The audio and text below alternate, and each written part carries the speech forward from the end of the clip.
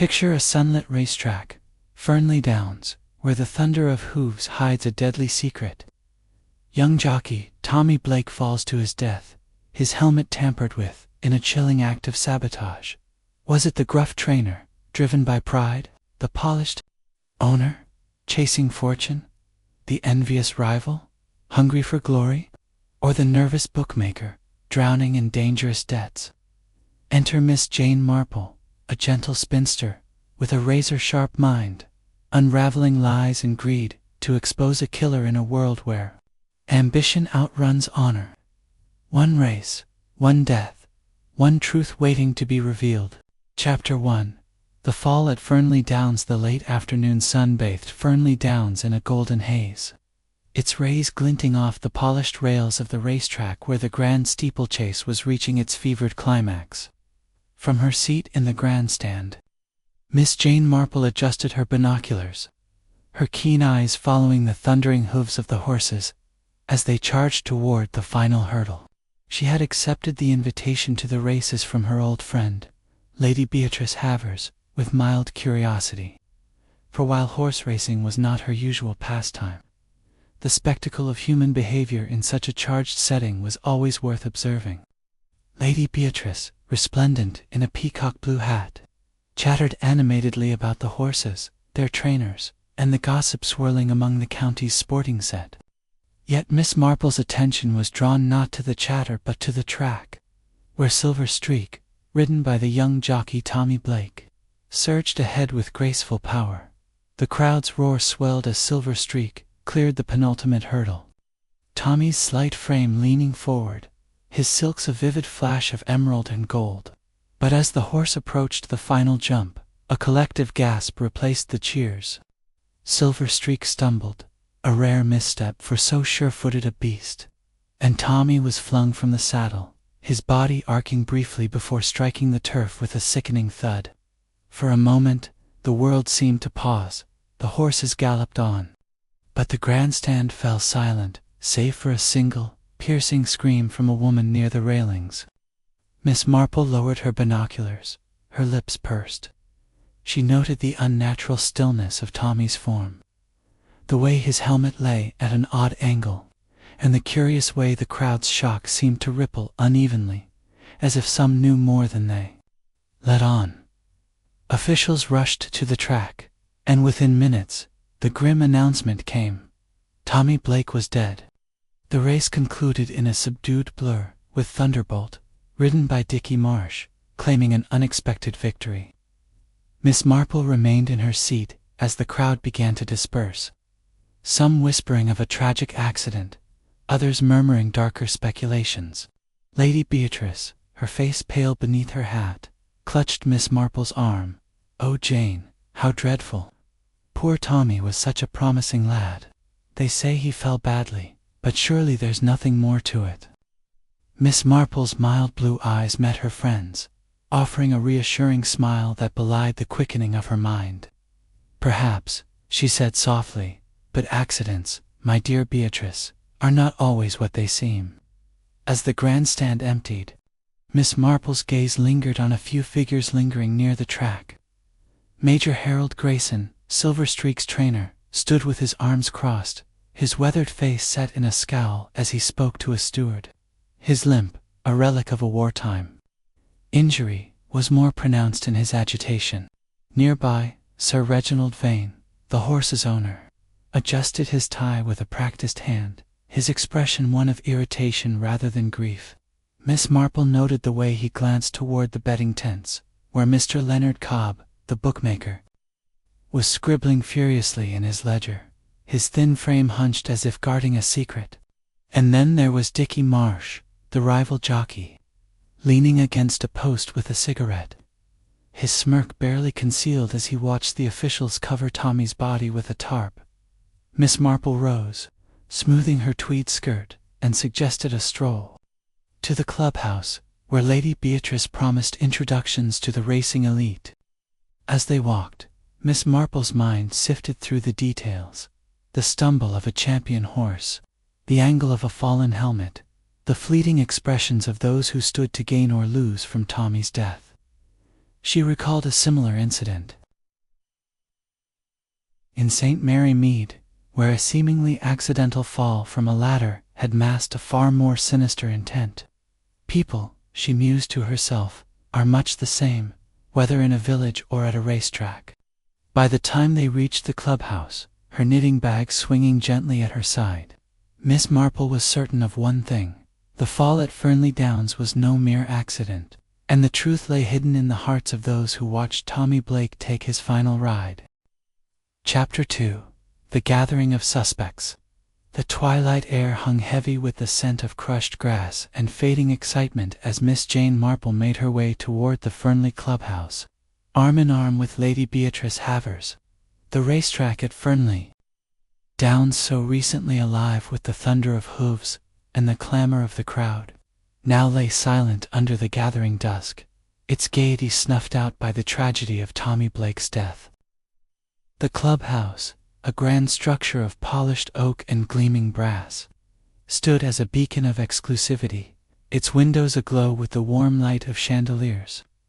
Lady Beatrice, her peacock blue hat slightly askew from the day's shocks, chattered nervously as they approached, her voice a mix of indignation and curiosity. "Jane, I simply cannot believe it," she said, clutching her friend's arm. "Tommy was such a splendid rider, and Silver Streak never stumbles." "Never. There must be more to this, don't you think?" Miss Marple's mild blue eyes flickered with interest, but she only nodded, her thoughts already weaving through the possibilities. "Time will tell, Beatrice," she murmured, her tone as gentle as ever. Though her mind was sharp and alert, inside the clubhouse buzzed with a subdued energy, the usual post-race revelry, tempered by the day's grim events. The air was thick with the scent of cigar smoke, perfume, and the faint tang of spilled champagne. The racing elite mingled in clusters, their voices low but urgent, their glances darting toward the cordoned-off area where police officers moved with quiet efficiency. The changing room where Tommy's body had been taken for examination was now under guard, and a young constable stood stiffly at the door, his face pale but resolute. Miss Marple, unobtrusive in her tweed coat and sensible hat, took her seat in a plush armchair near the fireplace, her knitting bag at her feet. From this vantage point, she could observe the room's occupants without drawing attention, a skill honed over years of quiet observation in St. Mary Mead. Lady Beatrice, ever the social butterfly, wasted no time in making introductions. "Jane, you simply must meet Major Grayson," she said, guiding Miss Marple toward a broad-shouldered man with a weathered face and a military bearing. Major Harold Grayson, Silver Streak's trainer, stood near the bar, a glass of whiskey in his hand. His eyes, a piercing gray, were shadowed with something that might have been grief, perhaps guilt. His limp, a relic of a wartime wound, gave his movements a deliberate quality, as if each step required effort. "A terrible business," he said gruffly, when Lady Beatrice introduced Miss Marple as her clever friend with a knack for puzzles. His handshake was firm, but Miss Marple noted the slight tremor in his fingers, a detail that did not escape her. "Tommy was a fine lad," he continued, his voice rough. "Too fine, perhaps. Never saw a jockey with such nerve." His words were kind, but there was a hardness in his tone, a hint of resentment that Miss Marple tucked away for later consideration. Next, Lady Beatrice steered her toward Sir Reginald Vane, the owner of Silver Streak, who stood by a window overlooking the darkened track. Sir Reginald was a man of imposing presence, his tailored suit and gleaming cufflinks speaking of wealth and ambition. His dark hair was slicked back, and his smile, when he turned to greet them, was polished but fleeting, like a coin flipped to distract from sleight of hand. "Miss Marple, is it?" he said, his voice smooth as the silk of his tie. "Beatrice tells me you're something of an observer. A pity you had to witness such a tragedy today." His words were courteous, but his eyes flicked toward the police activity, and Miss Marple sensed a restlessness beneath his charm. She murmured her condolences, noting how Sir Reginald's fingers tightened around his glass when Tommy's name was mentioned. A great loss to the sport, he said, almost too quickly, and turned the conversation to the weather. A maneuver Miss Marple recognized as a shield against probing questions. Across the room, leaning against the bar with a careless air, was Dickie Marsh, the rival jockey who had ridden Thunderbolt to victory. His silks were gone, replaced by a rumpled jacket and a grin that bordered on insolent. His blonde hair fell over his forehead, and his eyes, a sharp green, held a glint of defiance. Lady Beatrice, with a touch of disapproval, introduced him as that cheeky young man who thinks he's the next big thing. Dickie's laugh was loud and unforced, but Miss Marple caught the way his gaze darted toward the changing room, as if gauging the distance between himself and the scene of the crime. "Poor old Tommy," he said, his tone light but his words clipped. "Always thought he was untouchable, didn't he? Guess the track had other ideas." Miss Marple smiled faintly, her knitting needles clicking softly as she began a new row, but her mind was cataloguing the edge in his voice. The hint of rivalry that went beyond professional competition. The final figure in this quartet of suspects was Mr. Leonard Cobb, the bookmaker, who stood apart from the others. His thin frame hunched over a small table as he scribbled in a leather-bound ledger. His suit was well cut but slightly worn, and his narrow face, framed by wire-rimmed spectacles, bore the look of a man perpetually calculating odds. Lady Beatrice, with a sniff, described him as a necessary evil in the racing world, but Miss Marple was more intrigued by his nervous energy. When introduced, Cobb's handshake was clammy, and his eyes avoided hers, darting instead to the police constable at the door. "A dreadful accident," he muttered, his voice barely above a whisper. "Bad for business, this sort of thing." Miss Marple's polite nod concealed her interest in his choice of words. Business, not tragedy. She noticed the ink stains on his fingers and the way he clutched his ledger, as if it held secrets he could not afford to lose. As the evening wore on, the clubhouse became a stage for subtle dramas. Major Grayson spoke in low tones to a steward, his face darkening when the conversation turned to the race's outcome. Sir Reginald moved from group to group, his charm a practiced performance. But Miss Marple observed how he avoided the police inspector, a solid man named Inspector Crane, who was taking statements near the bar. Dickie Marsh, after his third pint, grew louder, his boasts about Thunderbolt's victory drawing frowns from those mourning Tommy. And Mr. Cobb, ever the outsider, slipped out to the terrace, only to return moments later, his face paler than before. Miss Marple, her knitting progressing steadily, let her eyes roam, catching these fleeting moments of unease. She thought of her village, where a dropped stitch in conversation could unravel a motive, and she sensed that Fernley Downs was no different. Inspector Crane, a man with a square jaw and a methodical air, approached Miss Marple and Lady Beatrice with a courteous nod. "Lady Havers, Miss Marple," he said, "I understand you were in the grandstand when the incident occurred. Might I have a word?" Lady Beatrice, flustered, recounted her shock at Tommy's fall, her hands fluttering like startled birds. Miss Marple, however, was more measured, describing the race with precision, the smooth rhythm of Silver Streak, the sudden stumble, the unnatural angle of Tommy's helmet as he lay on the turf. "It was most distressing," she said, her voice soft but clear, "but I did wonder at the horse's misstep. Silver Streak is known for its sure footing, is it not?" Inspector Crane's eyes sharpened, and he made a note in his pocketbook. "You've a keen eye, Miss Marple," he said, and she smiled demurely, knowing he would not yet grasp the full weight of her observation. The inspector moved on, but Miss Marple's thoughts lingered on the suspects. Major Grayson's tremor suggested a man under pressure, perhaps from more than grief. Sir Reginald's polished exterior hid a calculating mind, one that might weigh a jockey's life against a financial gain. Dickie Marsh's bravado masked a bitterness that could turn to malice, and Mr. Cobb's nervous scribbling hinted at secrets buried in his ledger. Each, she mused, had a reason to wish Tommy out of the way, but which had acted on it. She recalled a case in St. Mary Mead, where a seemingly accidental drowning had revealed a web of jealousy and greed. The racetrack, with its high stakes and hidden rivalries, was a larger stage, but the players were much the same. Lady Beatrice, sensing her friend's preoccupation, leaned closer. "Jane, you're thinking something, aren't you? You've got that look, like when you figured out who poisoned Mrs. Eldridge's cat." Miss Marple chuckled softly, her needles pausing. "I'm only observing, Beatrice. People are so very revealing when they think no one is watching."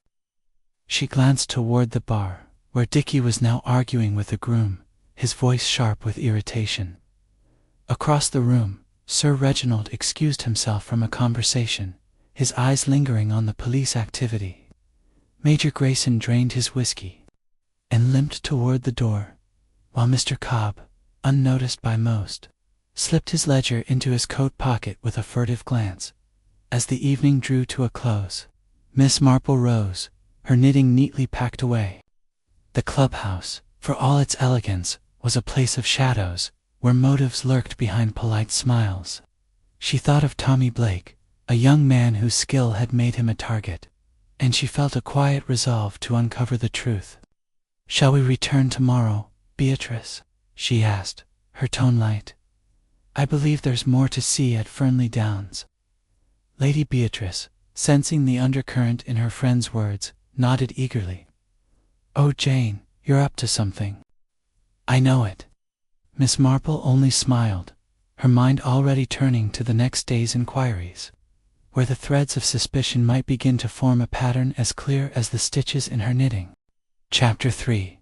A whisper of motive. The morning after the tragic race at Fernley Downs broke with a crisp autumn clarity, the kind that made the village of Fernley seem almost too picturesque for the shadow of death that lingered over it.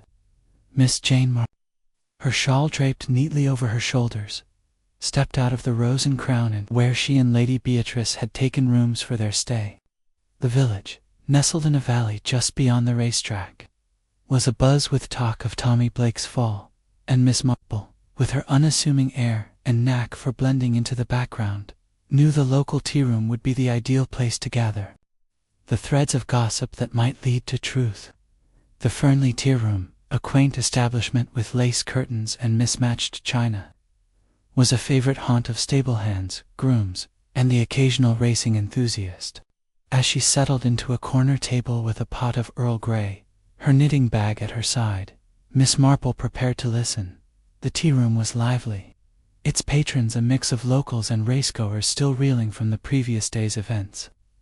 At a nearby table, two stable boys, their caps pushed back and their voices low, discussed the race with the fervor of those who lived and breathed horses.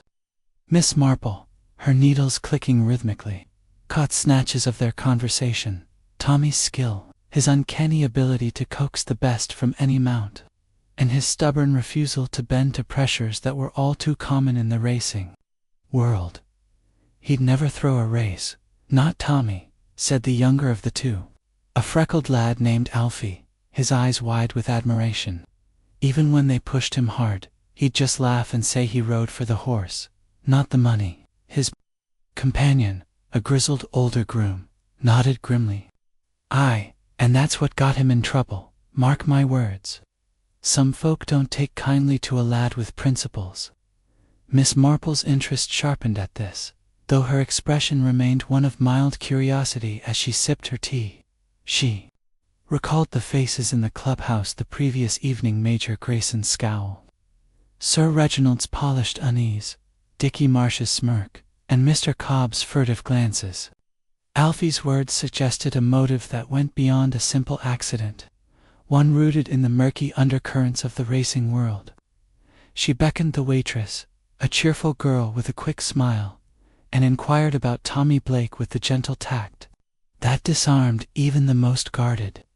"Such a sad loss," she said, her voice soft. "He seemed such a fine young man. Did he have many friends here?" The waitress, wiping her hands on her apron, nodded. "Oh, everyone liked Tommy, miss. Always a kind word, he had, even for us, serving folk. But he didn't mix much with the bigwigs, if you know what I mean. Kept to himself, mostly, except with the horses.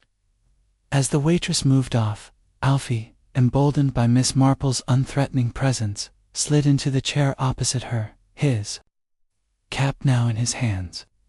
"You're that lady with Lady Havers, ain't you?" he asked, his voice a mix of awe and caution. Miss Marple smiled, offering him a biscuit from the plate before her. "I am indeed, young man. And you knew Tommy Blake, I gather." Alfie nodded, his freckles standing out against his flushed cheeks. "Knew him well, miss. Worked with him in the stables. He was set to win yesterday, no doubt about it. Silver Streak was in top form, and Tommy, well, he was magic on that horse." His voice faltered, and he looked down at his cap. "But there was talk, miss. Talk of big bets, bigger than usual, against Silver Streak. Tommy didn't like it. Said it wasn't right, the way some folk tried to fix things." Miss Marple's needles paused, though her face remained serene. "Bets, you say? And who might have been involved in such talk?" Alfie glanced around, lowering his voice to a near whisper. "Can't say for sure, miss, but Mr. Cobb, the bookmaker, he was in a right state before the race. I saw him arguing with someone out by the betting tents, all red in the face and waving his arms.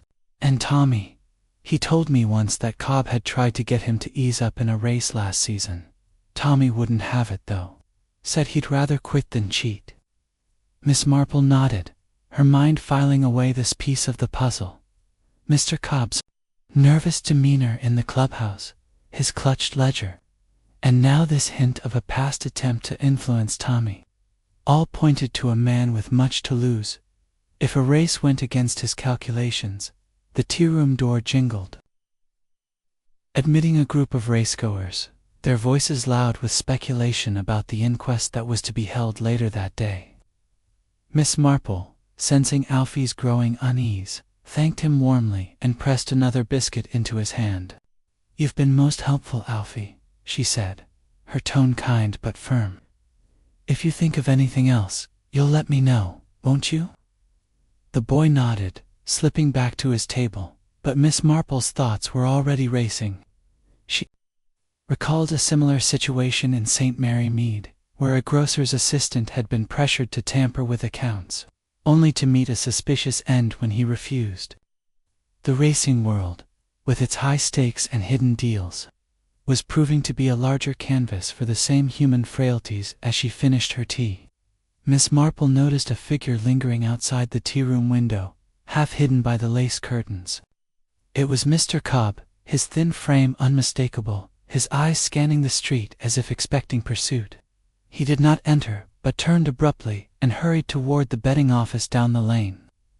Miss Marple's lips pursed slightly, a gesture that those who knew her would recognize as a sign of growing suspicion. She paid her bill and stepped outside, her steps unhurried but purposeful, as she made her way toward the village square. The betting office, a narrow building with a faded sign, was a hub of activity, with men in flat caps and tailored coats alike, coming and going, their faces a mix of hope and desperation. Miss Marple did not enter but paused near a flower stall, ostensibly admiring the chrysanthemums while observing the office door. A moment later, Mr. Cobb emerged, his ledger tucked under his arm, his spectacles glinting in the sunlight. He glanced over his shoulder, a habit Miss Marple had noted the previous evening, and set off toward the racetrack. She followed at a discreet distance, her small figure blending seamlessly with the morning crowd. Cobb's path led to a quiet corner of the track's perimeter, where he met a man in a dark coat, his face obscured by a low-brimmed hat. Their conversation was brief but heated, with Cobb gesturing sharply and the other man shaking his head. Miss Marple, too far to hear their words, noted the tension in Cobb's posture and the way the stranger slipped something into his pocket before departing. A bribe, perhaps, or a payment. She made a mental note to inquire further about Cobb's associates. Returning to the inn, Miss Marple found Lady Beatrice in the lounge, poring over a racing form with the enthusiasm of a novice gambler. "Jane, you've been out sleuthing, haven't you?" she teased, her eyes bright. Miss Marple smiled, settling into a chair with her knitting. "Merely taking the air, Beatrice, but I find the village air quite illuminating." She recounted Alfie's tale of rigged bets and Cobb's agitation, omitting her observation of the clandestine meeting for now. Lady Beatrice gasped, her hand flying to her throat. "Rigged bets? Oh, Jane, do you think someone meant for Tommy to lose? Or worse?" Miss Marple's needles clicked steadily.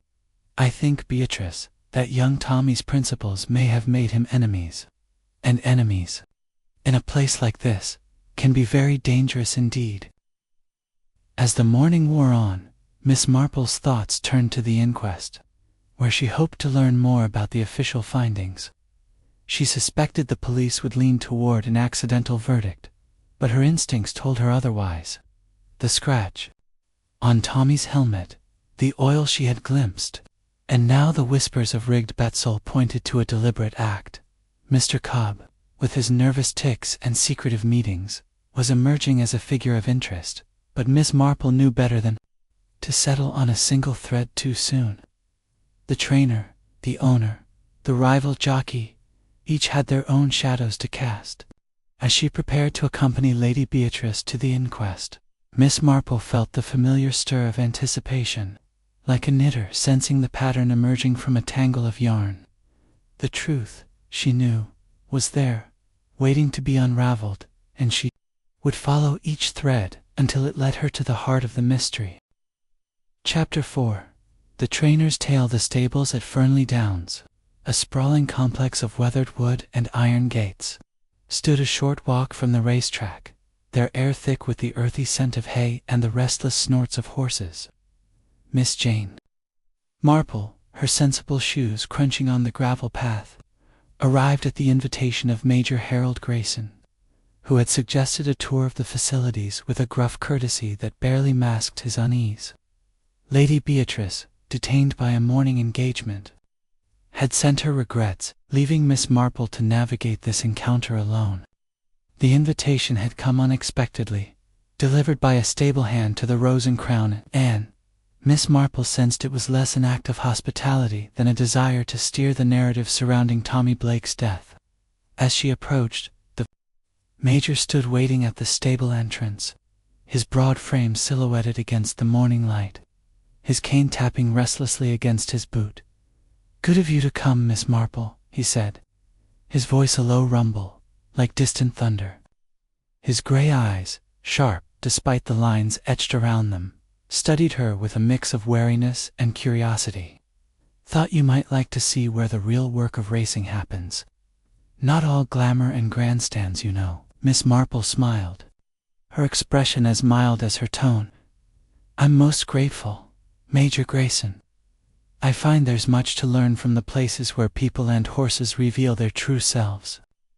The Major's mouth twitched, perhaps in amusement or suspicion, and he gestured for her to follow him into the cool, shadowed interior of the stables. The stalls were immaculate, each housing a sleek thoroughbred, their coats gleaming under the care of grooms who moved with quiet efficiency. Silver Streak, the horse Tommy had ridden to his doom, stood in a corner stall, his dark eyes watchful as he nibbled hay. Miss Marple paused before him, noting the animal's calm demeanor, so at odds with the stumble that had cost its rider's life. "A magnificent creature," she remarked, her hand resting lightly on the stall gate. "They say he never falters, yet he did so yesterday." Major Grayson's jaw tightened, and he leaned on his cane, his limp more pronounced as he shifted his weight. "Horses aren't machines, Miss Marple. Even the best can have an off day, and Silver Streak." He felt Tommy's nerves, perhaps. Miss Marple's blue eyes met his, gentle but unyielding. "Nerves, Major? Was Tommy uneasy before the race?" The question, softly posed, seemed to catch Grayson off guard. He turned to adjust a bridle, hanging on the wall, his fingers fumbling slightly. "All jockeys get nerves," he said, his tone brusque. Tommy was young, full of fire, but he had his moments. "Argued with me the night before, if you must know. Wanted to ride his way, not mine." Miss Marple's needles, tucked into her bag, seemed to itch for movement, but she kept her hands still, sensing a thread worth pulling. "His way," she prompted, her voice encouraging rather than probing. Grayson sighed, his shoulders sagging, as if the weight of the conversation pressed against old wounds. Tommy was stubborn as a mule, insisted on pushing Silver Streak to the limit, no holding back. I told him to pace the horse, keep something in reserve for the final stretch. It was a strategy, see, to throw off the betters, keep the odds favorable for the next race. But Tommy wouldn't hear of it. Said he'd ride clean or not at all. He paused, his eyes distant, fixed on Silver Streak. Got heated, our talk. I told him he'd learn to follow orders or find himself out of a job. Didn't mean it, of course. Just frustration. His voice trailed off, and Miss Marple noted the tremor in his hand as he gripped his cane, a telltale sign of a man wrestling with more than regret. They walked on, passing rows of stalls where grooms brushed down horses or mucked out bedding. Miss Marple, ever observant, noticed a small oil can on a workbench, its spout stained with use. It was an unremarkable item in a stable, yet it stirred a memory of the oil trace on Tommy's helmet, a detail she had yet to share with anyone. "You keep a tidy stable, Major," she said, her tone conversational. "Everything in its place, I see, even the smallest tools." Grayson glanced at the workbench, his expression unreadable. "Have to," he said curtly. "A loose nail. A bit of oil, small things can ruin a horse. Or a rider." The words hung in the air, and Miss Marple felt a chill, though the stable was warm. Was it a warning, or merely a trainer's practicality? As they neared the tack room, a cluttered space filled with saddles, bridles, and riding gear, Miss Marple's eyes caught a glint of metal, a set of spurs, polished to a shine, hanging on a peg. "Tommy's, I presume?" she asked, nodding toward them. Grayson's face darkened, and he shook his head. "No, those are Dickie Marsh's." Tommy didn't use spurs. Said they were cruel, even the blunt ones. Another of his principles. The bitterness in his tone was unmistakable, and Miss Marple filed it away, wondering if Grayson's frustration with Tommy's ideals had ever tipped into something more dangerous. A young groom, sweeping the floor nearby, paused to listen, his broom still, as he caught Miss Marple's eye. She smiled at him, and he ducked his head, resuming his work with sudden vigor. "Your grooms seem dedicated," she remarked, hoping to draw Grayson out further. "Did Tommy spend much time here with them?" The Major nodded, his expression softening slightly. "Aye, he did. The lads liked him. Always helping with the horses, even when he didn't have to. Had a way with them, like he could speak their language. That's why I fought to keep him on Silver Streak, even when—" He stopped, his lips pressing into a thin line, as if he'd said more than intended. "Even when what, Major?" Miss Marple's voice was gentle, but her gaze was steady, like a needle threading through fabric. Grayson hesitated, then shook his head. "Nothing. Just that Sir Reginald had his own ideas about riders. Preferred someone flashier, like Dickie Marsh. But I knew Tommy was the best for the job." The mention of Sir Reginald piqued Miss Marple's interest, but she sensed Grayson was closing off, his answers growing shorter. She thanked him for the tour, her manner as gracious as ever, but her mind was racing. The argument with Tommy, the trainer's insistence on a strategy that sounded suspiciously like race fixing, and the oil can on the workbench, all were pieces of a puzzle that refused to align neatly. As she left the stables, the morning sun climbing higher, Miss Marple paused to admire a bed of late-blooming roses near the gate. The young groom from The tackroom approached, glancing over his shoulder to ensure Grayson was out of earshot. "Miss, you're looking into Tommy's death, ain't you?" he whispered, his voice urgent. Miss Marple's eyes twinkled, though her expression remained serene. "I'm merely curious, my dear, but if you know something, I'd be glad to hear it." The groom, a lanky boy named Jem, swallowed hard. "It's just, I heard the Major and Tommy shouting night before the race. Couldn't make out much, but Tommy said something about not selling his soul. And then there was another voice, not the Major's, outside the stable. Sounded like Mr. Cobb, the bookmaker, but I couldn't swear to it." Miss Marple nodded, her mind turning over this new thread. "Thank you, Jem," she said softly, pressing a shilling into his hand. "You've been very helpful." As the boy scurried back to his work, she made her way toward the village, her thoughts a tangle of motives and suspicions. Major Gray. Frustration with Tommy's refusal to follow orders suggested a deeper conflict, one that might have pushed a proud man to desperate measures. And the mention of Mr. Cobb, lurking near the stables, added weight to Alfie's earlier whispers of rigged bets. She recalled a case in St. Mary Mead, where a farmer's insistence on his way had led to sabotage when his pride was challenged. The stables of Fernley Downs, she suspected, held secrets as dark as any village feud. By the time she reached the Rose and Crown, Lady Beatrice was waiting, her face alight with curiosity. "Jane, you've been ages. What did you find at the stables?" Miss Marple settled into a chair, her knitting bag at her feet. "Only a few threads, Beatrice," she said, her needles resuming their steady rhythm. "But threads, when pulled, can unravel the most surprising patterns." She did not mention the oil can or Jem's whispered confidence, but her mind was already tracing the connections between a trainer's pride, a bookmaker's schemes, and a young jockey's fatal fall. Chapter 5. The owner's ambition. The midday sun cast a warm glow over Fernley's village square, where a charity luncheon was in full swing, its tables adorned with crisp white linens and vases of late-blooming asters. Miss Jane Marple, invited as Lady Beatrice Haver's guest, navigated the crowd with her usual unobtrusive grace, her tweed coat and sensible hat blending seamlessly among the county's well-to-do. The luncheon, held to raise funds for a local hospital, had drawn the racing elite, and Miss Marple's sharp eyes were alert for any glimpse into the motives surrounding Tommy Blake's death. Lady Beatrice, her peacock blue hat replaced by a more subdued cream cloche, was in her element, flitting from group to group with introductions and gossip.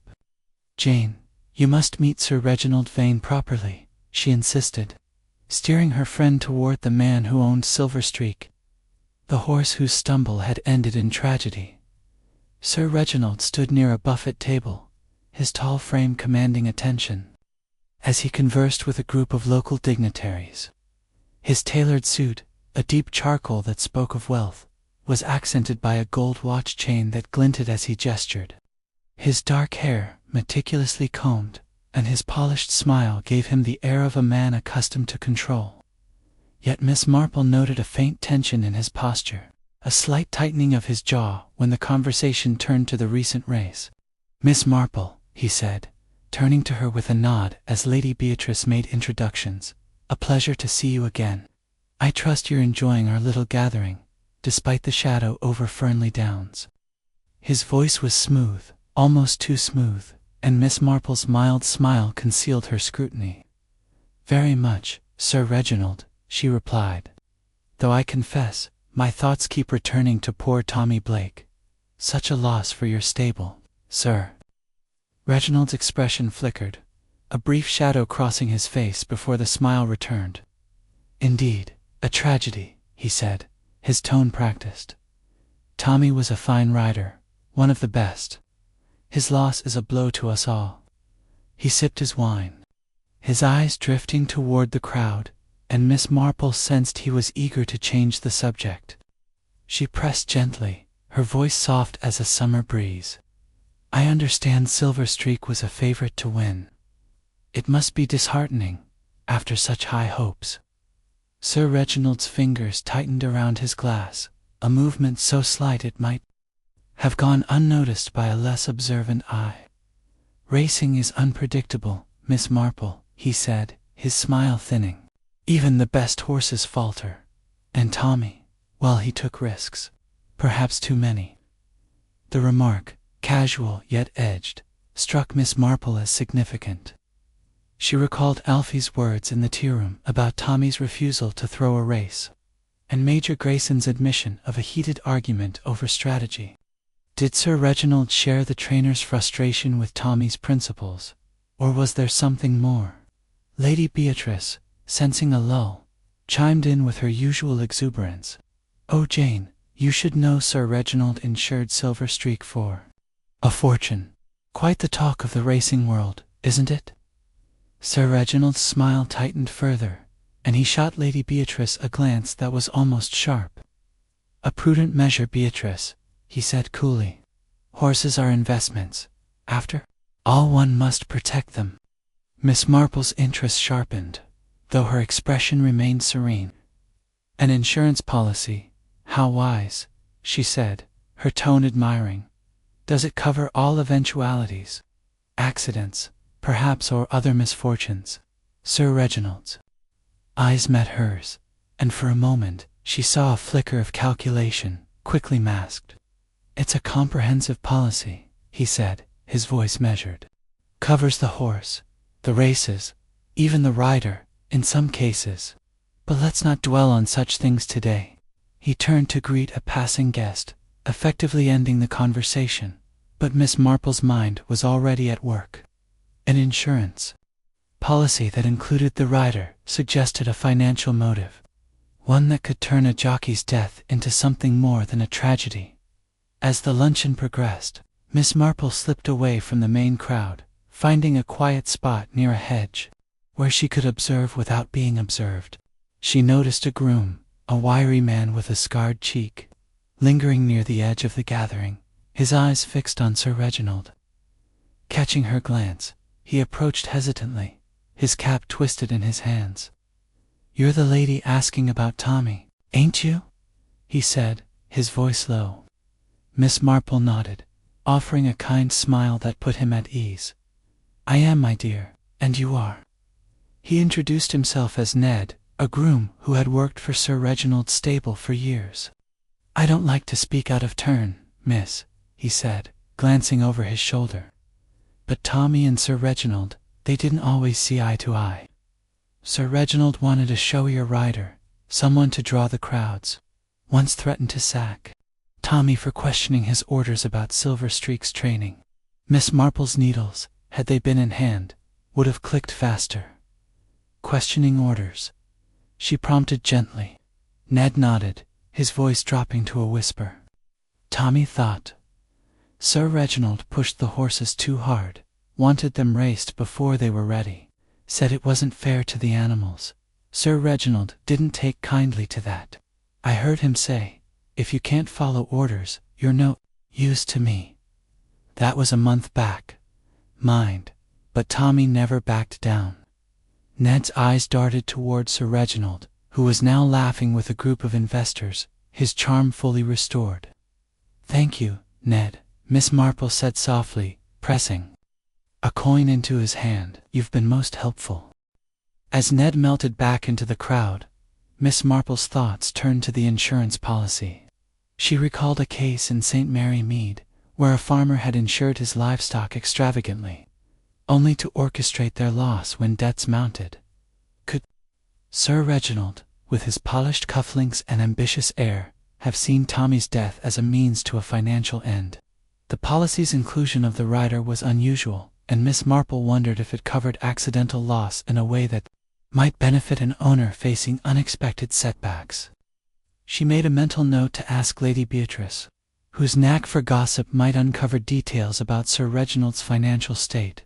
The luncheon drew to a close, and Miss Marple rejoined Lady Beatrice, who was flushed with excitement from her social rounds. "Jane, you've been terribly quiet," she said, linking arms with her friend. "Did you find anything interesting?" Miss Marple smiled, her eyes twinkling. Only a few threads, Beatrice, but they're beginning to form a pattern. She did not mention Ned's revelation or the insurance policy, but as they walked back to the Rose and Crown, her mind sifted through the clues. Sir Reginald's tension, his dismissive remark about Tommy's risks, and the groom's tale of a threatened sacking, each pointed to a man whose ambition might outweigh his scruples, but Miss Marple knew better than to leap to conclusions. The trainer, the rival jockey, the bookmaker, each had their own motives, and the truth lay in the delicate balance of their secrets. As she settled into her room at the inn, Miss Marple opened her knitting bag, her fingers finding the familiar rhythm of her needles. The luncheon had been a stage, much like the racetrack, where players revealed themselves in fleeting gestures and unguarded words. Sir Reginald's polished exterior, she suspected, hid a calculating mind, one that might see a jockey's life as a pawn in a larger game. But suspicion was not proof, and Miss Marple knew the next step was to unravel more of Fernley Downs' hidden threads, until the pattern of Tommy Blake's death became clear. Chapter 6. The rivals envy the village pub. The Black Mare stood at the edge of Fernley's cobblestone square, its low beams and smoky air a stark contrast to the polished elegance of the Fernley clubhouse. Miss Jane Marple, guided by Lady Beatrice's suggestion that the pub was a hub for the racing crowd's less guarded moments, entered its dimly lit interior late in the afternoon. The air was thick with the scent of ale and pipe smoke, and the chatter of patrons' grooms, and a few off-duty jockeys filled the space with a lively hum. Miss Marple, her tweed coat neatly buttoned and her knitting bag tucked under her arm, found a corner table near the hearth, where the fire cast a warm glow over her unassuming figure. She ordered a pot of tea, her mild demeanor blending seamlessly with the surroundings, though her sharp eyes missed nothing. Lady Beatrice, detained by a social call, had promised to join her later, leaving Miss Marple to observe the pub's clientele alone.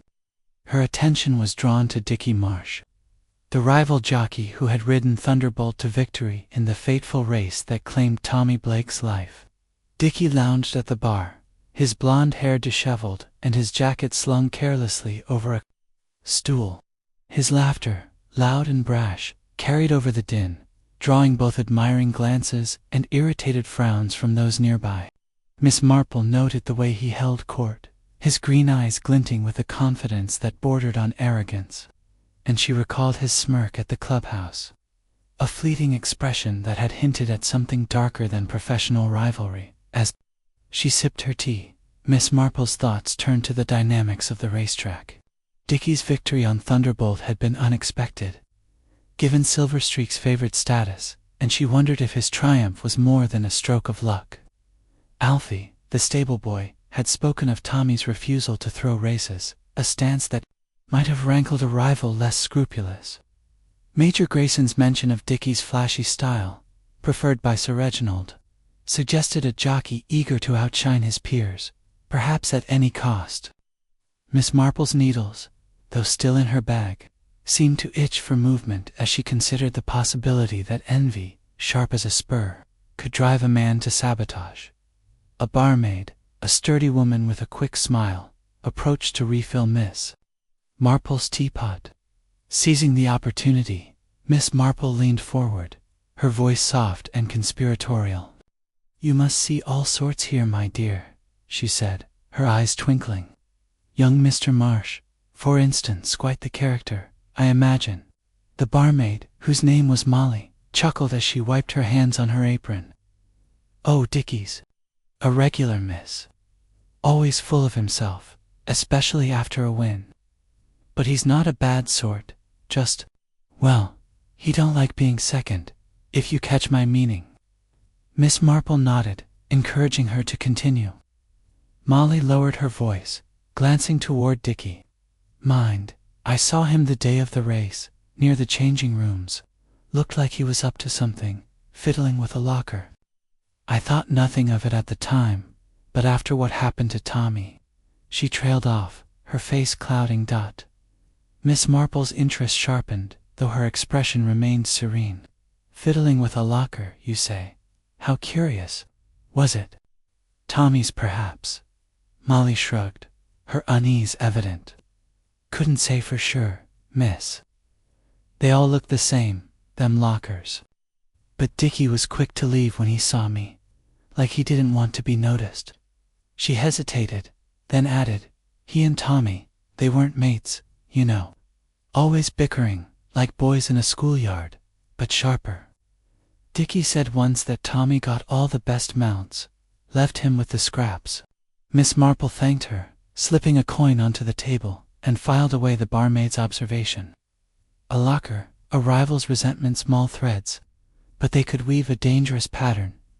As Molly moved off, Dickie's laughter rang out again, this time accompanied by a boast about his ride on Thunderbolt. Miss Marple decided it was time to engage him directly. She arose, her small figure moving with quiet purpose, and approached the bar, where Dickie was now nursing a pint. Mr. Marsh, she said, her voice gentle but clear, I'm Miss Marple, a friend of Lady Beatrice. I saw your splendid ride yesterday. Quite a triumph. Dickie turned, his smirk softening into something almost charming, though his eyes held a wary glint. Well, thank you, ma'am, he said, tipping an imaginary hat. Thunderbolts. A fine beast, and I gave him his head. Not like some who hold back, eh? The jab, subtle but pointed, was not lost on Miss Marple. She smiled, settling onto a stool beside him. I imagine it's quite a challenge, keeping up with a rider like Tommy Blake. They say he was exceptional. Dickie's smirk faltered, and he took a long pull from his pint. Tommy was good, I'll give him that, he said, his tone grudging. But he thought he was the only one with talent. Always got the best horses, the best trainers. Me, I had to claw my way up, prove myself on nags nobody else wanted. His voice carried a bitter edge, and Miss Marple noted the strength in his hands, calloused from years of gripping reins, strong enough to tamper with gear or loosen a strap. Rivalry can be a powerful spur, she said mildly, her eyes meeting his. But it must be hard, seeing another always in the lead. Dickie laughed, a short, harsh sound. Hard, sure, but that's racing. You do what it takes to win. Tommy didn't get that. Always playing the saint. He leaned closer, his breath sharp with ale. Look, ma'am, I'm sorry he's gone, but the track don't care about fair. It's about who crosses the line first. Miss Marple nodded, her expression unchanging, but her mind catalogued his words, the defensiveness beneath his bravado. She recalled a St. Mary Mead gardener, driven to theft by envy of a rival's roses, and wondered if Dickie's resentment had pushed him beyond words to action. As she returned to her table, Miss Marple noticed a man watching from a shadowed corner, his face half hidden by a newspaper. He was not a local, his city-cut coat out of place among the pub's rougher patrons, and his gaze followed Dickie with an intensity that piqued her curiosity. She made a mental note to inquire about strangers in the village, suspecting he might be linked to the betting rumors Alfie had mentioned. The pub door swung open, admitting Lady Beatrice, her cream cloche slightly askew from her haste. Jane, I've been looking everywhere, she exclaimed, settling beside her friend. What have you found in this dreadful place? Miss Marple smiled, her needles now in hand, clicking softly. Only a few threads, Beatrice, she said, but they suggest a pattern of envy, sharp and dangerous. She recounted Molly's observation about Dickie near the lockers, and his own bitter words about Tommy's favored status, omitting the mysterious watcher for now. Lady Beatrice gasped, her hand fluttering to her throat. Jane, do you think Dickie could have tampered with something to make Tommy fall? Miss Marple's needles paused, her eyes distant. It's possible, my dear. Envy can drive a man to desperate acts, especially when glory is at stake. But we must be careful not to weave a pattern before all the threads are in hand. As they left the pub, the sun dipping low over Fernley, Miss Marple's thoughts turned to Dickie's calloused hands, Molly's uneasy glance, and the stranger in the shadows. The black mare had revealed a glimpse of the rival's heart, and Miss Marple knew the next thread she pulled might bring her closer to the truth of Tommy Blake's fatal fall. Chapter 7. The Bookmaker's Ledger. The betting office in Fernley Village, a narrow building with a peeling sign proclaiming Cobb's wagers, stood wedged between a butcher's shop and a cobbler. Its windows clouded with grime and the faint promise of quick fortunes. Miss Jane Marple, her knitting bag slung over her arm, approached it with the air of a curious tourist, though her purpose was far sharper. The morning was brisk, with a breeze carrying the scent of autumn leaves and distant stables, and the village bustled with the comings and goings of racegoers, preparing for the inquest into Tommy Blake's death. Miss Marple, having gleaned whispers of rigged bets from Alfie at the tea-room and Jem at the stables, was drawn to Mr. Leonard Cobb, the bookmaker whose nervous demeanor at the clubhouse had lingered in her mind. She had resolved to visit his office ostensibly to place a small wager, but in truth, to observe the man whose ledger might hold the key to a motive. Inside, the office was cramped, its walls lined with faded racing posters, and a chalkboard scrawled with odds. A wooden counter, scarred from years of hurried transactions, separated the public from a cluttered desk where Mr. Cobb sat, his wire-rimmed spectacles glinting as he scribbled furiously in his leather-bound ledger. His thin frame seemed to vibrate with tension, and his eyes, darting to the door at every creak, betrayed a man haunted by more than the day's business. A young assistant, a lanky boy with ink-stained fingers, hovered nearby, sorting betting slips with a distracted air. Miss Marple stepped forward, her smile as disarming as ever. "Good morning, Mr. Cobb," she said, her voice soft but clear. "I thought I might try my hand at a small wager. Nothing too adventurous, you understand." Cobb looked up, his expression a mix of surprise and wariness, as if he hadn't expected to see her again after their brief meeting at the clubhouse. "Miss Marple, isn't it?" he said, adjusting his spectacles. "Didn't think you the betting type." His attempt at a smile was strained, and Miss Marple noted the way his hand tightened around his pen, leaving a smudge of ink on his cuff. "Oh, I'm not, really," she replied, her tone light. "But I find the racing world so fascinating, and Lady Beatrice insists I must join in the spirit of things. Perhaps you could recommend a horse for tomorrow's race." Cobb hesitated, then gestured to the chalkboard. "Plenty of good runners, miss, depends on your fancy. But today's not the best day for it, what with, well, you know." His voice faltered, and he glanced at his ledger, as if it might shield him from her gentle scrutiny. Miss Marple leaned forward, her eyes catching the cryptic notations in the open ledger, numbers, initials, and symbols that seemed more complex than simple odds. "You keep a very detailed record, Mr. Cobb," she remarked, her tone admiring. "It must be quite a task, tracking all the bets." Cobb's hand moved to close the ledger, but not before Miss Marple glimpsed a page marked with heavy underlining and the initials TB. Her heart quickened, though her face remained serene. "It's my business to know who's betting what," Cobb said, his voice sharp. "Racing's a game of numbers, miss, and I don't miss a trick." The boast was undercut by a nervous twitch in his cheek, and Miss Marple sensed he was guarding more than his profits. The assistant, whose nameplate read Charlie, fumbled a stack of slips, sending a few fluttering to the floor. As he bent to retrieve them, he muttered, "Mr. Cobb's been in a state since the race. Miss Demod's on Silver Streak went haywire, and he's been tearing his hair out."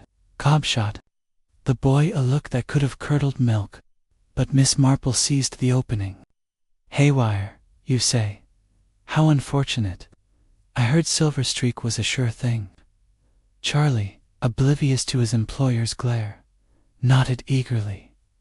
"Oh, it was, miss. Everyone bet big on Tommy and Silver Streak. Then the odds shifted, last minute.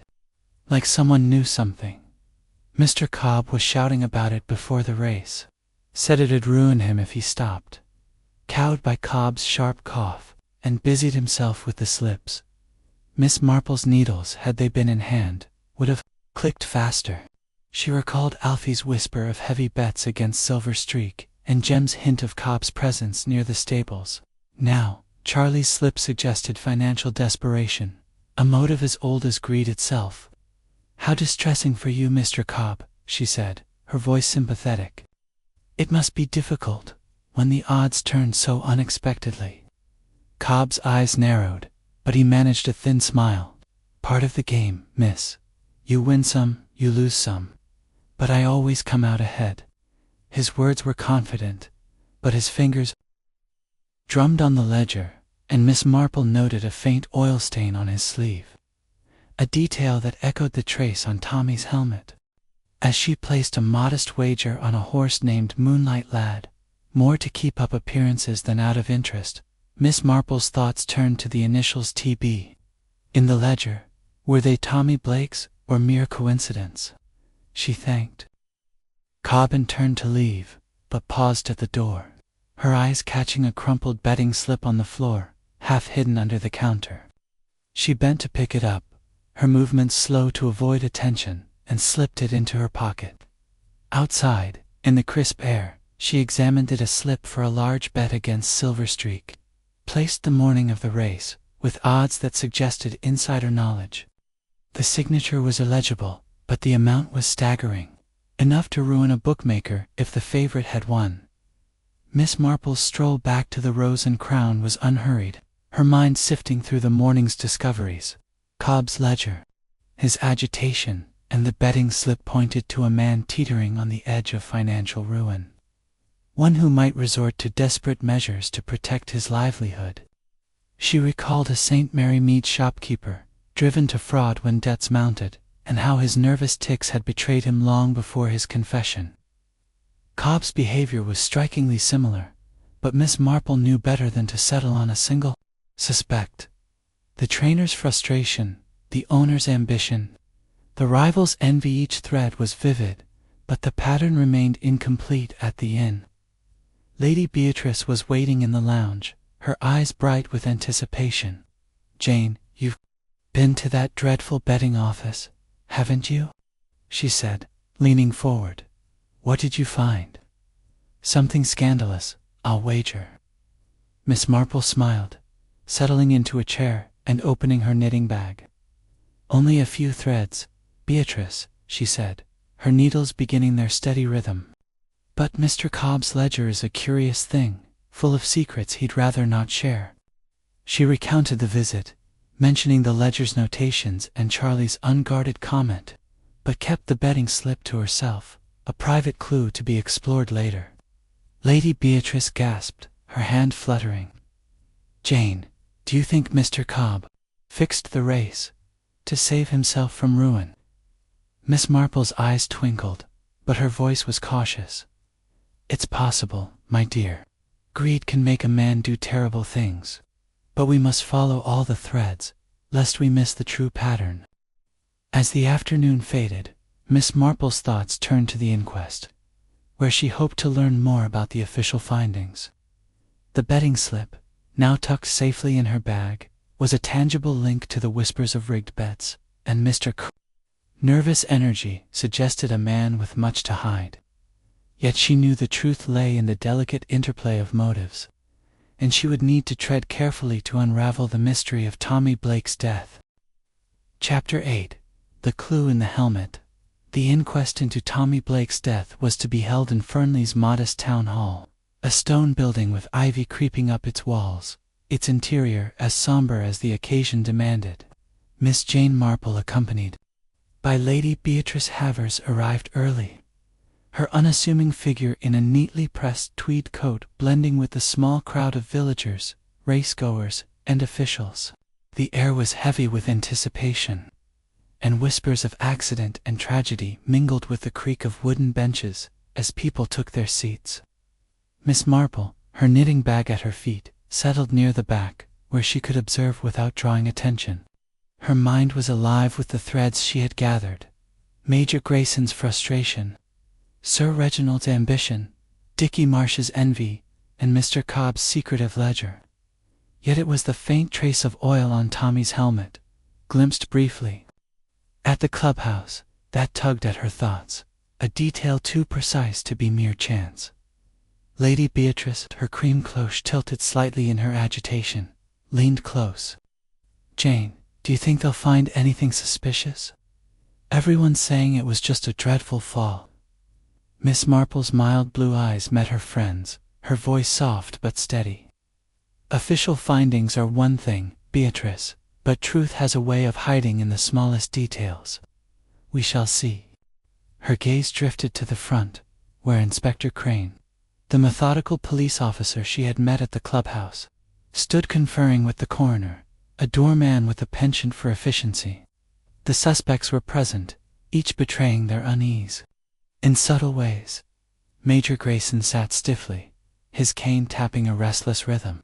Sir Reginald adjusted his cufflinks with practiced calm. Dickie Marsh slouched, his smirk replaced by a sullen frown.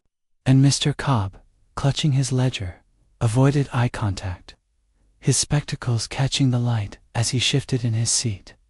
The inquest began with the coroner's brisk summary of events. Tommy Blake, age 22, had fallen from Silverstreak at the final hurdle, sustaining fatal injuries to his head and neck. The official report attributed the fall to a misstep by the horse, likely caused by uneven turf or rider error. A doctor testified to the severity of the injuries, noting a fractured skull and bruising consistent with a high-impact fall. Miss Marple listened intently, her fingers itching for her needles, though she kept them still. The doctor's mention of the skull fracture piqued her interest, particularly when he hesitated over a question about the helmet's condition. "It was damaged," he admitted, "but that's to be expected in such a fall." Miss Marple's lips pursed slightly, recalling the scratch and oil trace she had seen, details unmentioned in the testimony. When the floor opened for questions, Miss Marple caught Inspector Crane's eye, her demeanor as unthreatening as ever. Lady Beatrice, sensing her friend's intent, had already spoken to the inspector, leveraging her social standing to secure Miss Marple a chance to examine Tommy's riding gear. After the inquest adjourned for a recess, Crane approached, his square jaw set, but his eyes curious. "Miss Marple, Lady Beatrice says you've an interest in the case. I can't let you interfere, mind, but if you'd like to see the boy's gear, I'll allow it. For your peace of mind." Miss Marple's smile was grateful, though her mind was far from peaceful. "You're very kind, Inspector," she said. "I only wish to understand what happened to that poor young man." In a small antechamber, Tommy's riding gear was laid out on a table, his emerald and gold silks, his boots and the helmet, its surface scuffed and scratched. Miss Marple donned her spectacles, her small hands moving with precision as she examined the items. The silks were torn at the shoulder, likely from the fall, but the helmet drew her focus. The scratch she had noticed was deeper than she'd first thought, a thin gouge along the strap, as if made by a sharp tool. More telling was the faint residue of oil. Not the muddy smear of track dirt, but a slick, mechanical kind, concentrated near the strap's buckle.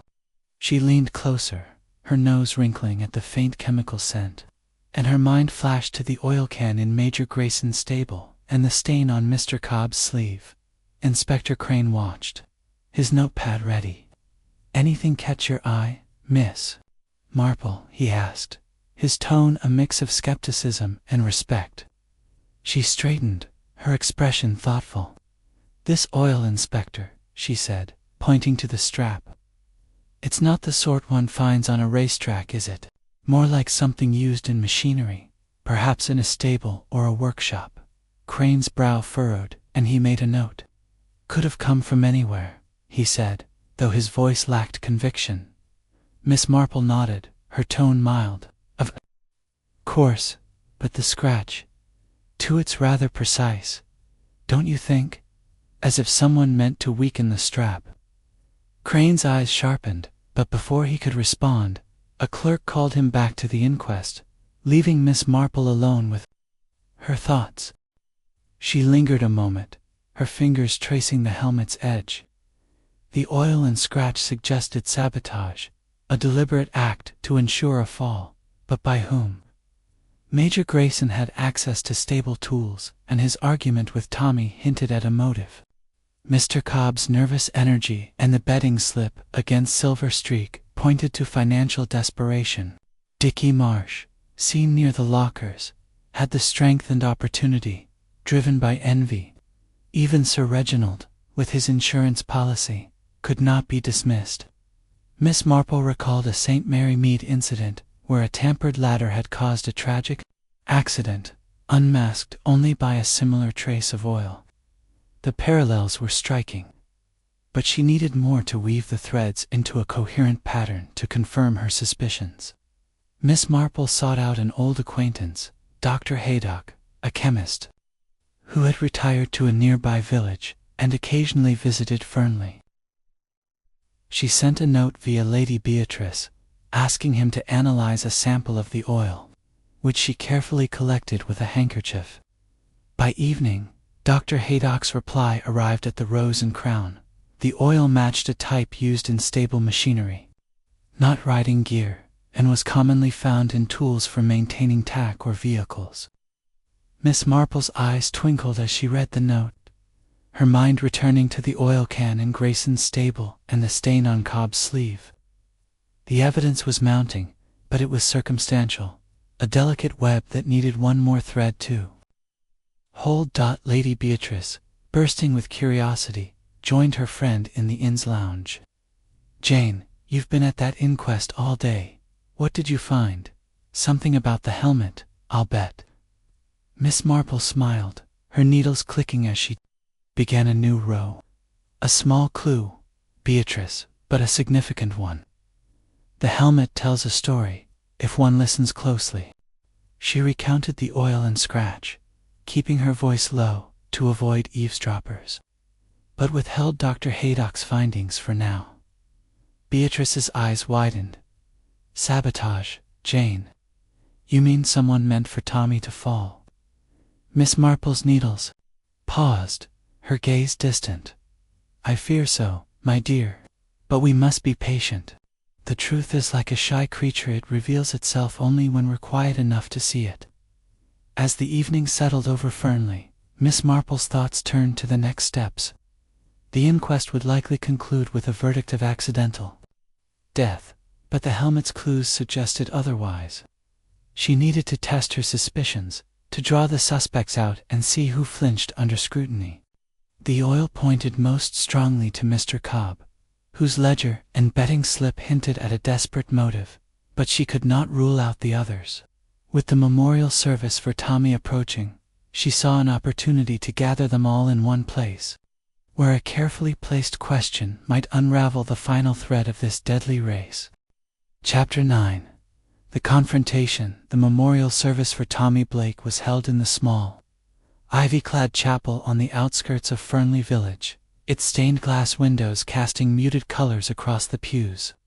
The air was heavy with the scent of lilies, and the soft murmur of mourners, a mix of villagers, stable-hands, and racing figures, gathered to honor the young jockey.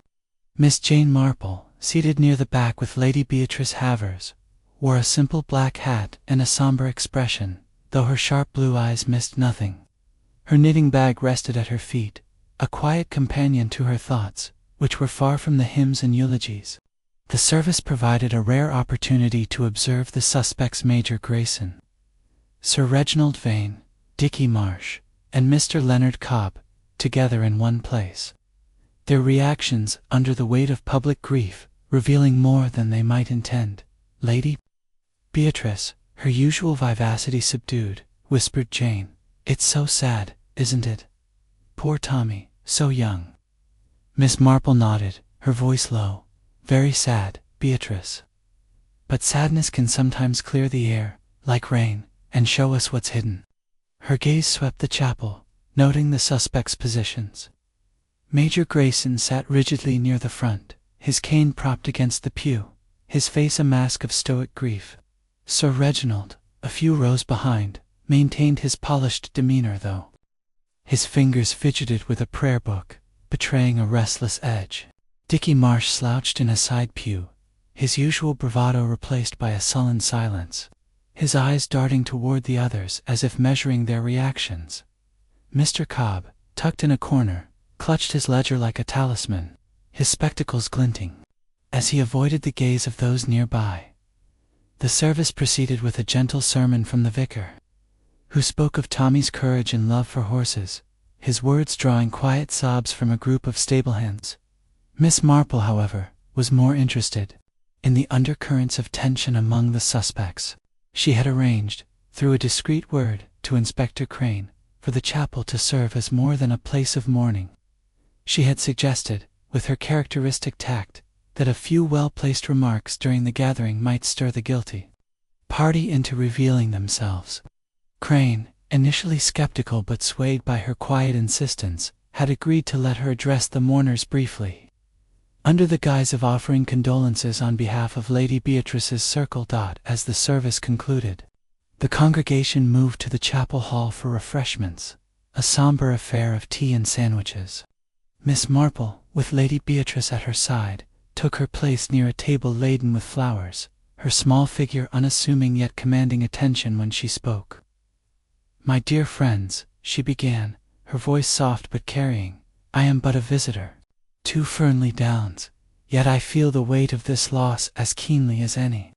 Tommy Blake was a young man of principle, whose love for his craft shone brightly. It is a tragedy that his life ended so suddenly, and I wonder, as I'm sure you do, what might have caused such a fine rider to fall. She paused, her eyes sweeping the room, lingering on each suspect. Major Grayson's hand tightened on his cane, his jaw set. Sir Reginald's smile faltered, his cufflinks catching the light as he adjusted his tie. Dickie Marsh shifted uncomfortably, his hands thrust into his pockets. Mr. Cobb's face drained of color, his ledger slipping slightly in his grip. "I've learned a little of racing in my time here," Miss Marple continued, her tone conversational, "and it seems a world of great skill, but also great temptation. Bets, strategies, rivalries, such things can cloud even the clearest day. I noticed, for instance, a curious detail about Tommy's helmet. A scratch, a trace of oil, not from the track but from machinery, perhaps a stable tool. It makes one wonder if his fall was no accident at all." A murmur rippled through the room, and Miss Marple noted the reactions. Grayson's eyes narrowed, as if recalling the oil can in his stable. Sir Reginald's fingers stilled, his gaze fixed on her with a new intensity. Dickie's sullen frown deepened, his hands clenching in his pockets. But it was Mr. Cobb who reacted most visibly, his spectacles slipping down his nose as he stammered, "That's nonsense, miss. Accidents happen, that's all. No need to stir up trouble." His voice was shrill, and Miss Marple's mild smile did not waver. "Of course, Mr. Cobb," she said gently. "But I also learned of bets placed against Silver Streak, large bets.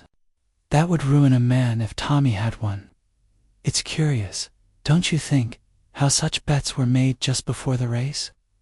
Cobb's face turned ashen, and he took a step back, his ledger clutched to his chest. Before he could respond, his assistant, Charlie, the lanky boy from the betting office, pushed forward, his face flushed with guilt. "I can't keep quiet no more," he burst out, ignoring Cobb's frantic gesture to silence him. "I heard Mr. Cobb talking, night before the race, about fixing it so Silver Streak wouldn't win. Said he'd lose everything if Tommy crossed the line first. I didn't think he'd go so far, but I saw him near the changing rooms, fiddling with something." The room fell silent, all eyes on Cobb, whose mouth opened and closed like a landed fish. Inspector Crane, standing near the door, stepped forward, his notepad already in hand. "Is that so, Charlie?" he said, his voice calm but firm. "You'd best come with me and explain." Cobb's eyes darted to the exit, but 2 constables blocked his path, their presence a quiet reminder of authority. Miss Marple, her hands folded neatly, watched as the pieces fell into place, though she felt no triumph, only a quiet sorrow for the greed that had ended a young life. Lady Beatrice, gripping her arm, whispered, "Jane, you've done it. You've caught him out." But Miss Marple's expression remained somber. "Not quite, Beatrice," she murmured. "There is still a confession to be heard." As Crane led Charlie aside, Miss Marple's gaze lingered on Cobb, whose nervous tics had given way to a trembling resignation. The chapel hall, with its mournful flowers and hushed voices, had become a stage for truth, and Miss Marple knew the final act was near. She recalled the St. Mary Mead scandal, where a shopkeeper's confession had come only after his lies unraveled in public, and she sensed Cobb was at a similar breaking point. With the suspect's motives laid bare Grayson's pride, Vane's ambition, Marcia's envy, and Cobb's desperation. The pattern was almost complete, but one final thread remained to be pulled. Chapter 10. The Confession, the Chapel Hall. Its air still thick with the scent of lilies, and the weight of Tommy Blake's memorial had grown oppressively silent after Charlie's outburst. The mourners, their teacups forgotten, stood frozen, their eyes darting between Mr. Leonard Cobb and the stern figure of Inspector Crane, who now advanced with a measured tread. Miss Jane Marple, standing quietly beside Lady Beatrice Havers, observed the scene with her characteristic calm, her small hands folded neatly before her. Her knitting bag, ever present at her feet, seemed a silent witness to the drama unfolding, its contents as orderly as the thoughts she had woven together over the past days. The suspects Major Grayson, Sir Reginald Vane, Dickie Marsh, and Mr. Cobb were all present, their faces a study in varied shades of unease. But it was Cobb whose pallor and trembling hands betrayed a man on the edge of collapse. Inspector Crane, his square jaw set, addressed Charlie first, his voice steady but carrying an undertone of authority. "You've made a serious claim, lad," he said, his notepad open. "You're saying you overheard Mr. Cobb planning to fix the race, and saw him near the changing rooms. Speak plain, now." Charlie, his lanky frame hunched under the weight of every gaze, nodded vigorously, his ink-stained fingers twisting together. "It's true, sir," he stammered. "Night before the race, I was tidying the betting office late, and I heard Mr. Cobb on the telephone, all in a panic. Said he'd lose everything if Silver Streak won, 'cause of them big bets against it. Then he said something about making sure the horse didn't finish. I thought he meant doping or summit, not killing Tommy." His voice broke, and he looked away, guilt etched on his young face. Mr. Cobb, his spectacles slipping down his nose, lunged forward, his voice shrill. "That's a lie, boy. I never said no such thing. You're making it up to save your own skin." But his protest was drowned by the murmurs of the crowd, and Miss Marple noted the desperation in his eyes, like a cornered animal seeking escape. She stepped forward, her small figure commanding attention despite its unassuming air. "Mr. Cobb," she said gently, her voice cutting through the tension, "it must be very difficult, carrying such a burden. But the truth has a way of coming to light, like a stitch that won't stay hidden in a seam. The oil on Tommy's helmet, the scratch on the strap, the bets against Silver Streak, these are not mere coincidences, are they?" Cobb's face crumpled, and he clutched his ledger, as if it might shield him. "I don't know what you're talking about," he muttered, but his voice lacked conviction, and his eyes darted to the constables flanking the door. Inspector Crane, sensing the moment, pressed forward. "Mr. Cobb, your assistant's statement is damning, and we have evidence of tampering with the boy's helmet. You'd do well to speak now, before we dig deeper." The room held its breath, and Miss Marple, her gaze steady, saw the last of Cobb's resistance falter. With a choked sob, Cobb sank into a chair, his ledger falling to the floor with a soft thud. "I didn't mean to kill him," he whispered, his voice barely audible. "I swear it. I only meant to make him fall, to slow him down. The bets, they were too big, see? Men I couldn't cross, men who'd ruin me if Silver Streak won. I owed them more than I could pay. So I oiled the strap, just enough to make it slip, to make Tommy lose his grip at the jump. I thought he'd just stumble, maybe break a leg. Not this." His hands covered his face, and the room erupted in gasps and whispers. Miss Marple's expression remained somber, her heart heavy with the waste of it all. She recalled a St. Mary Mead grocer, driven to theft by debt, whose confession had come only when cornered by undeniable truth. Cobb's motives were clearer.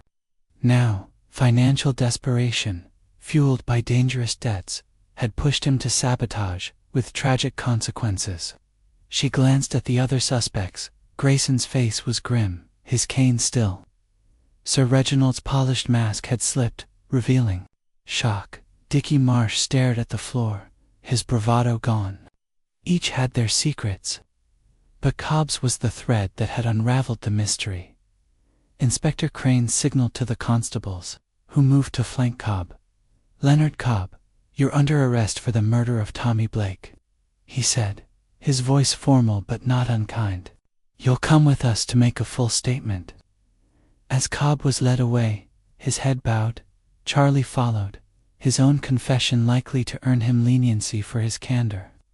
The crowd dispersed slowly, their voices a low hum of shock and speculation.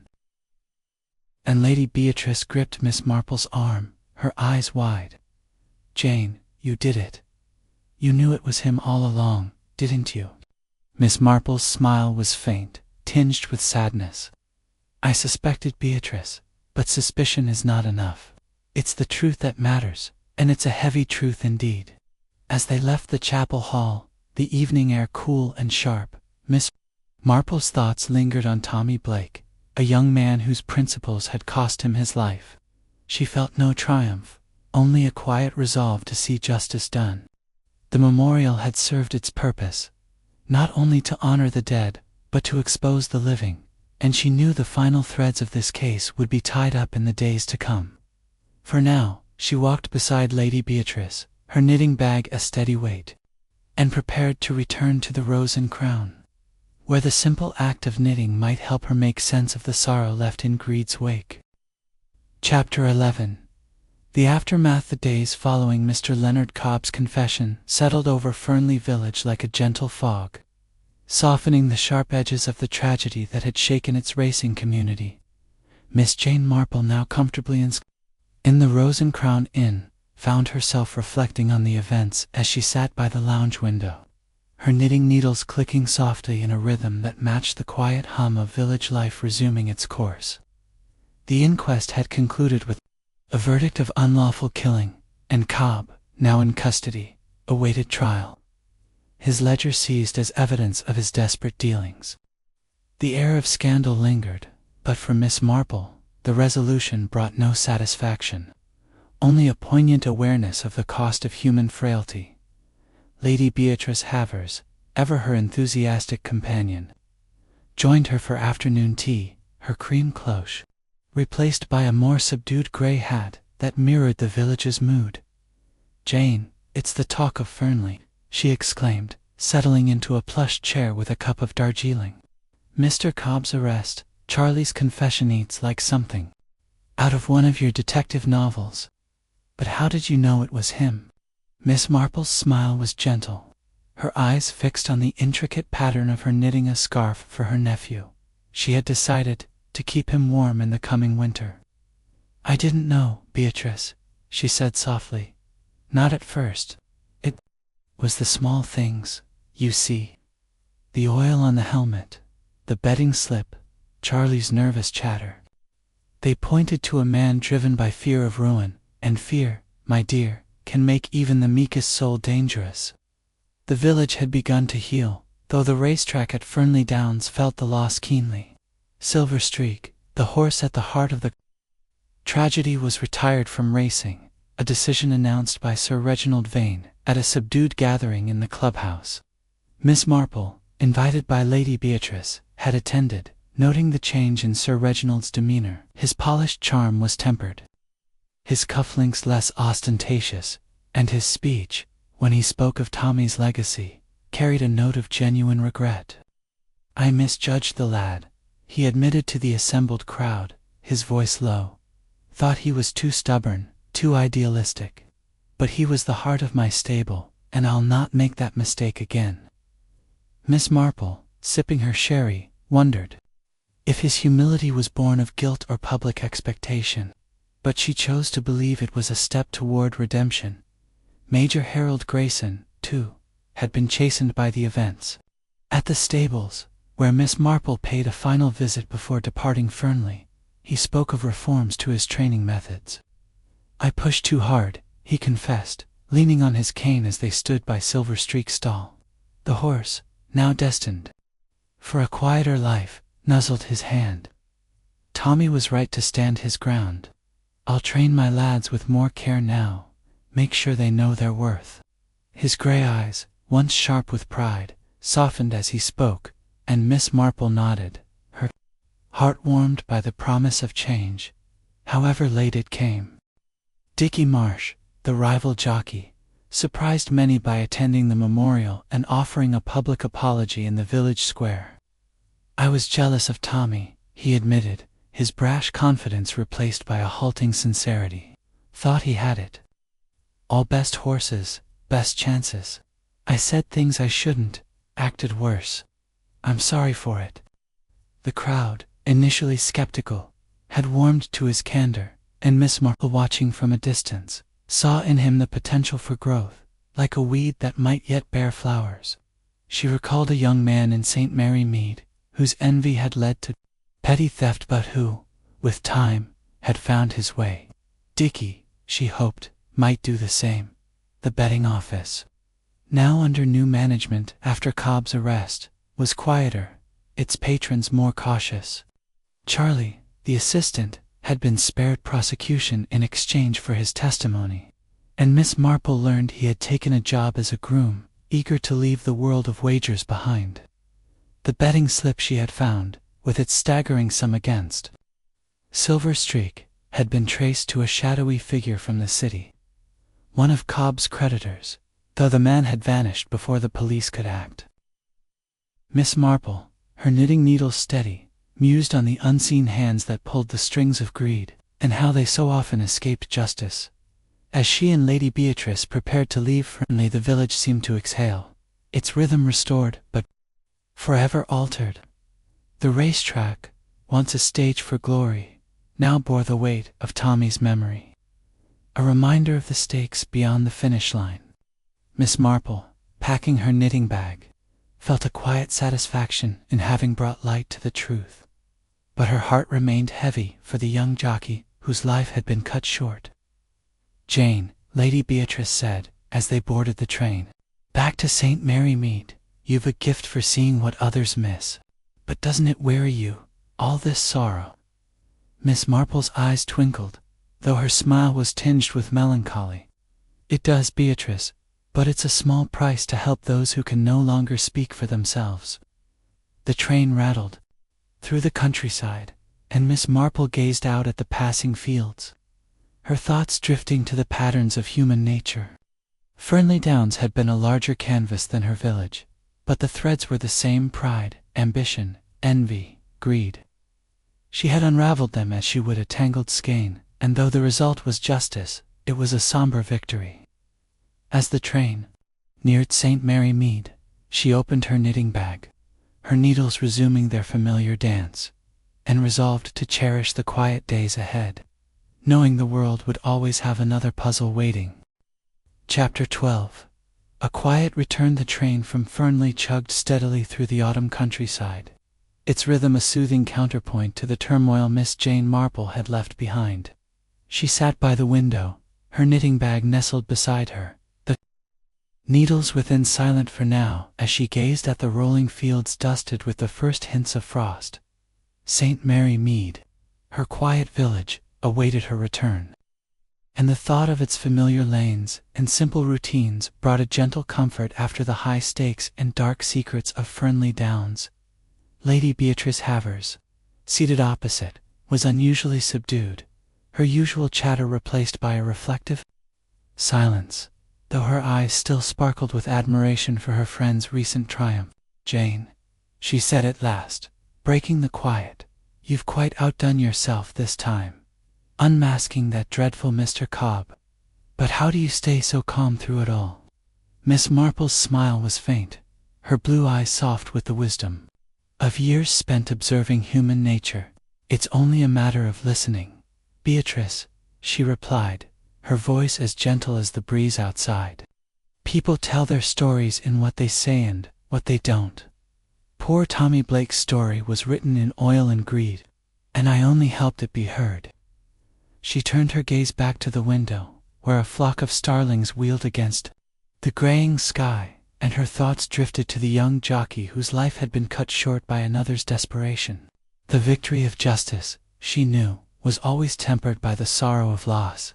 Back in St. Mary Mead, the village greeted her with its timeless rhythm, the church bells chiming for evensong, the postman's bicycle creaking along the lane, the scent of wood smoke curling from chimneys.